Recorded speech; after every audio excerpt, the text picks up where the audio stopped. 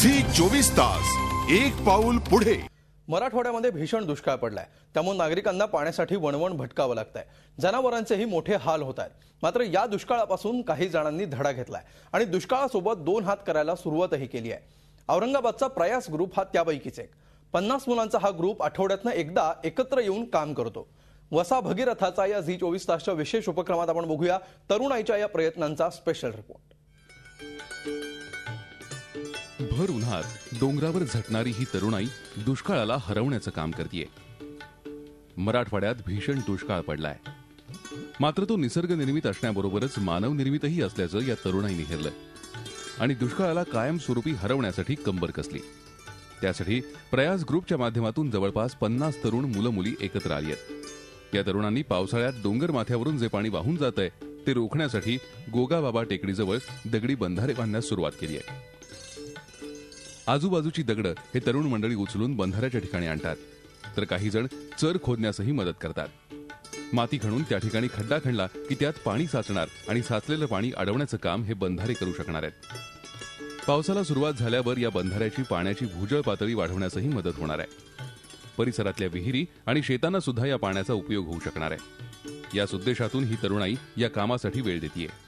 सर्व हे म्हणजे पाणी अडवायसाठी पाणी जिरवा ही मोहीम आपली सरकारने चालवली आहे। मात्र त्याला कुठेतरी सरकारने हे केलेलं नाही, पण मग आम्ही थोडं बघ आमच्या परीने काय होईना थोडं बहुत आम्ही करायचा प्रयत्न करतोय। कारण इकडे अगोदर बघितलं पूर्ण हिरवळ होते पूर्ण डोंगरावरती, आज बघितले तर लोकांनी झाडं तोड केलेली आहेत। आम्ही झाडं पण लावतो, त्यांना पाणी पण टाकतो। आम्ही जास्तीत जास्त पाणी अडवणार आणि ह्या जमिनीचा जो भूजल साठा आहे आणि आसपासच्या ज्या काही कूपनलिका आहेत त्यामध्ये जास्तीत जास्त पाणी वाढल आणि इथं शेती पण आहे बाजूला, त्यासाठी शेतकऱ्यांना पाणी जास्तीत जास्त उपलब्ध होईल, तळे भरतील आणि जमिनीत पाणी जास्त साठल्यामुळे त्याच्यामुळे भूजल साठा वाढल। डोंगर माथ्यावर जलसंधारणाचं हे काम करताना या तरुणाईनं प्राणी आणि पक्ष्यांसाठीही पाण्याची सोय केली आहे। प्रयास ग्रुपमधली काही मंडळी रोज सकाळी येऊन या पाणवठ्यात पाणी टाकतात आणि पक्ष्यांसाठी धान्यही ठेवतात। या कामातून समाधान मिळत असल्याचं तरुणाई सांगते। हा जो डोंगर आहे तो आम्हाला हिरवा करायचा आहे, त्यासाठी आम्ही झाड लावण्याचा प्रयत्न केलाय। आम्ही डेली दर संडेला येऊन इथे पाणी टाकतो, म्हणजे आम्ही आमच्या लाईफ मधला थोडासा वेळ आम्ही पर्यावरणासाठी देतोय, याचा मला आनंद आहे। आणि प्लस आम्ही वरच्या साईडला म्हणजे ठिकठिकाणी आम्ही पाण्यासाठी काही स्लॉट केलेले आहे, म्हणजे जे बर्ड्ससाठी पक्षी येतात तिथे पाणी पिऊन चालले जातात।